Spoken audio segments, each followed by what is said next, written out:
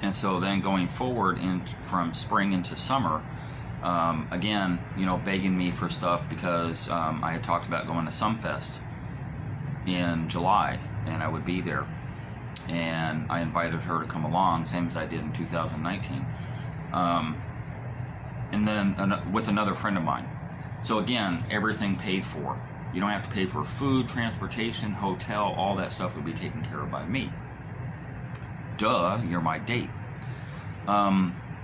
So she made it happen. Going into July, she made it happen to where she could get free of Kenai, and came out with me. I bought her 3 or 4. I had brought to her 4 different dresses to choose from for Friday night and Saturday night. Out of the 4, she was going to pick 2.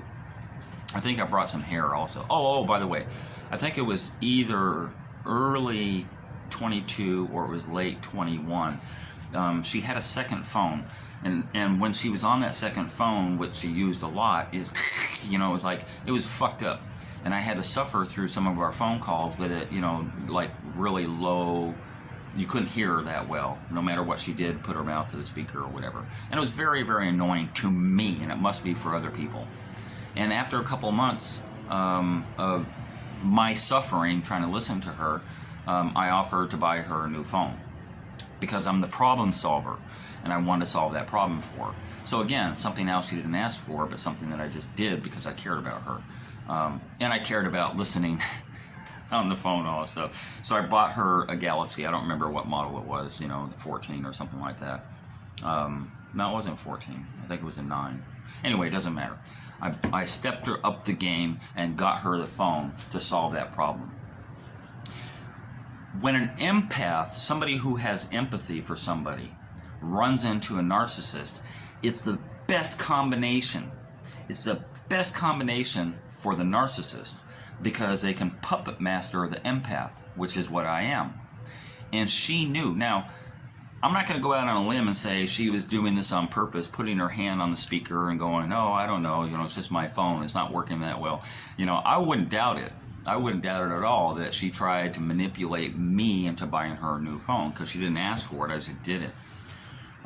But you do things for somebody you care about. I used to do that for my son. I used to do that for my wife. I used to do that for anybody that I knew. I used to do it for Waylon all the time. A good friend of mine, male.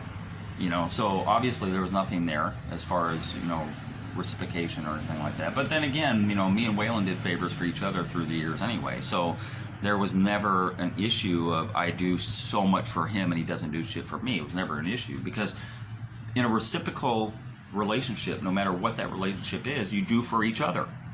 At the end of the day, you're doing for each other because you care about the other person. Except Glecean Cox, because she's all about her and nobody fucking else. Anyway, I digress again. A lot of details to cover. Anyway, so she, as I said, she was getting ready to graduate the LPN course. I had already got her to quit her job. I was coming in July, both for Sumfest and to pay for her education for the first year. So I get there in July, and I already mentioned this on a previous video, but I get there in July, and as it turns out, that the orientation she had for the school was the next day after I arrived. We didn't plan it that way. It's just coincidence. So she hit me up, and I already talked about this on another video. She hit me up and she's like, "Are you going to be able to get up early because Browntown's a long ride and all that stuff?" "Well, what time's the orientation?" "Oh, it's like 9 o'clock. "Oh, fuck, we got an hour plus drive there, plus we got to wake up, plus we got to have some, coffee in me or whatever." So I knew I'd have to get up at 6:30, 7 o'clock, and I did not want to do that on a travel day. It was late at night by the time I get to bed, 1 a.m. or whatever. And so she gets into my bed and she reaches over and starts playing with my dick, gets me hard, and I'm like, "What is this about?" Because we only together one time, and that was on the photo shoot. Only time I ever fucked her 3 years ago. So it kind of was confusing me. Why is she trying to get my dick hard? And then she said to me, she kind of whispered, she said, "Do what you want, just no penetration." I'm like, "Oh, well, I'm not going to pass that up." So you know, she was face down, and I just straddled her thighs, and I thigh fucked her. And I got a nut, quickly. And then I went to bed. We cleaned up and went to bed. That was a thank you. That little crappy thigh fuck was a thank you for paying. The next day, remember, I'm paying $450,000 for her education. And that's what that was about. I'm convinced that's what that was about. Have my coffee.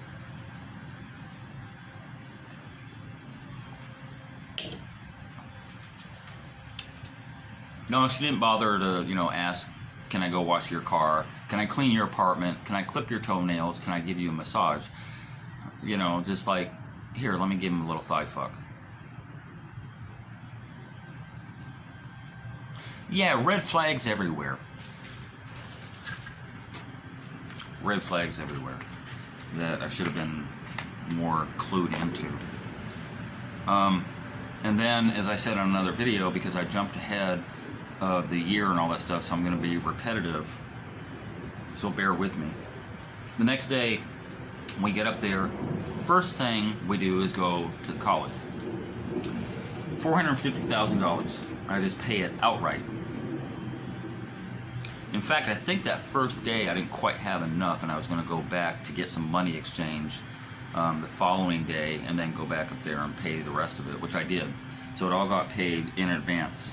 The funny thing is, sometimes I would help her with certain manipulative tactics that she already has in her, right? So, for example, I knew that I wasn't going to pay her light bill, I wasn't going to pay her rent, I wasn't going to pay her Digicel, I wasn't going to pay her food and all that stuff. So I said to her, what you need to do is get Kenai to step up to the plate and get him to pay something. So she's like, yeah, you know, I'm going to tell him that, you know, I pay like $100,000 or $120,000 and I have saved up mattress money. I was going to tell him that I paid this, but I still need another couple $100,000 to get through on the education part. Even though I paid for it, you see, because that was a couple $100,000 that she would be able to bank from him, and then going forward be able to pay her rent and her light bill and all that stuff, which I was cool with. You know, he needed to step up to the plate. He needed to pay into something. And if he wasn't going to pay it straight up, then yeah, she had to lie to him a little bit. She did. Whether or not he came up with the money is doubtful, because that was July, August, September, October. 3 months later, they're breaking up. So it's doubtful he ever paid that money. I don't know. I have no idea. She tells me what she wants me to hear. Period. She doesn't tell me full stories sometimes, as she doesn't with a lot of people. That's that puppet master manipulative way that she does. Anyway, going forward, we went, paid for the school, and then she's like, she had a couple of rooms that she had planned to rent. So we went and looked at, I think, 3 different ones, or I think it was 2. But anyway, that being said, I went ahead and paid. We found a room to rent in, I think there's 4 rooms and a bathroom or whatever in this older guy's place. And she liked it and I liked it, okay, and all that stuff, and it was $12,000 a month. So I paid the $12,000 for the first month's rent. But I made it clear to her, you got to get good with Kenai, you got to find the next man to pay these bills. Then she's like, oh, Bobby, I need, you know, mop and broom and, you know, like a bucket and all this stuff. And I'm like, yeah, okay. You know, we went to the haberdashery, and I'm thinking I'm going to go there and, you know, buy 5 or 6 things, right? Because who doesn't have some of that stuff at home already they can just bring with them? No. That girl, we spent an hour at the haberdashery. She's picking up the broom and the mop and the bucket and the shower curtain and the mat for the bathroom and, you know, the coffee pot and all these different things. And we're walking out of there with bags full of shit $30,000 later. So it wasn't just the $450 that I paid, but it was then the $30,000, so $480, and then it was the first month's rent, so, you know, $490. It was like $500,000 a day for me. And again, she didn't ask permission to buy all this stuff. Well, how much can I spend, Bobby? And I would have said, you know, 10 grand or whatever. Or she didn't say, can you get me all this stuff? It was an expected thing, see? Remember I told you 2022 was the worst, where she just like demanded stuff? And expected stuff from me as if I were her boyfriend. No, that's boyfriend spending right there.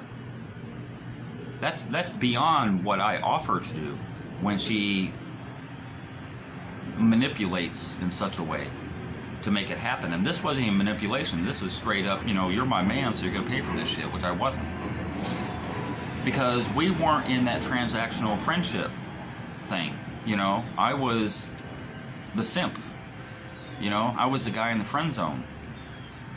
You know, Kanai should have been taken up for the haberdashery and the rent and all that stuff. You know, all I did is promise the education part. Anyway, so this is July. We're going to Sumfest. You know, I've got VIP tickets for me and my friend and Lacey. All three of us are going VIP, right? Bunch of people I wanted to see on that bill. The main person I wanted to see is Sizzla, because there's certain artists that I have chased around different events through the years. Beanie Man is one of them, and I've chased him down probably 3 or 4 times, and every time I've been able to actually go meet him, shake hands with him, and all that stuff. So I'm done with Beanie Man. You know, the next one I wanted to see, I mean, I'm going down this list. So Sizzla is one of these people I've never seen live, and I wanted to see Sizzla. So this is interesting. And when I take somebody to Sumfest, and it doesn't matter that it's her or somebody else that I know, I give them their own spending money. You know, I'll put $15,000 in their hand or $20,000 in their hand, so they don't have to ask me for shit. So they can go off and buy their own food, their own drinks, or whatever, which I did with both of them. So I gave them their little spending money and all that stuff. And, you know, we're going through, I think Friday night wasn't that big of a deal to me. Saturday night is when all these artists were going to be up there. And a whole heap of them were on the stage at one time. And it was so cool. Sizzla, you know, hadn't gone up yet, because as the concerts go in Jamaica, sometimes one of the artists that people want to see the most, they'll put at the very end. And as I remember that night, we were burnt out. We were done by 6:30, 7 a.m. The sun was already out for the last couple hours. We were done. We were tired, and we left. And just as we were leaving, I'm hearing Sizzla. I'm like, oh fuck, you know, oh well, maybe another time. But back up 4 hours earlier, 5 hours earlier, her and my friend, Lacey and my friend, left, and I couldn't find them. They just disappeared for like 30 or 40 minutes. And it was kind of weird, and it's like, oh, okay. Now, Lacey knows good and fucking well that I wanted to see Sizzla, because I've been telling her about that for years, you know. And even when, before Sumfest started, I'm like, look, Sizzla is going to be here, you know, da-da-da. And so she knows that very, very well. She wasn't ignorant to that. So her and my friend come back after their disappearance 30, 40 minutes later. They come back and they're showing me these selfies. And so some of the people at the concert, coffee, and, you know, they got pictures, selfies of them and coffee. They got pictures and selfies of them and Beanie Man. They got pictures and selfies of them and Sizzla. The guy that I came almost specifically to see that night, they're taking selfies. But did Lacey ever fucking think about me when she knew that I wanted to see Sizzla? Oh shit, Sizzla's here. Let me go grab Bobby. Not one time. Just like in the hotel when I put her last year in March. You know, and that was another thing in 2023 that pissed me off, because I put her in a hotel for 2 days. Well, it was a 24-hour period. Spent $300 US to put her and my friend in the hotel and treat her like the queen, because her boyfriend never did. I think I went through this on another video. And for that 24-hour period, they had a blast. They were the life of the party, so they say. All the guests, all the tourists were just like really digging their vibe. They were just like doing it up. And I asked my friend, my mutual friend, did she ever mention my name? You mean the fuck to tell me that I'm making your birthday special for the first time in your life, putting you in a fucking all-inclusive hotel, and you can't mention my name one time? Even to my mutual friend, oh, Bobby's so great for having done this for me, da-da-da. No, never mention my name. I didn't even get any fucking pictures from her, because I asked her the next day. I'm like, how are things going? She's like, oh yeah, you know, we're just getting up, going to have breakfast like at 10 in the morning. like, well, what about pictures from last night? Yeah, I'm going to get to that. I'll hit you up tomorrow.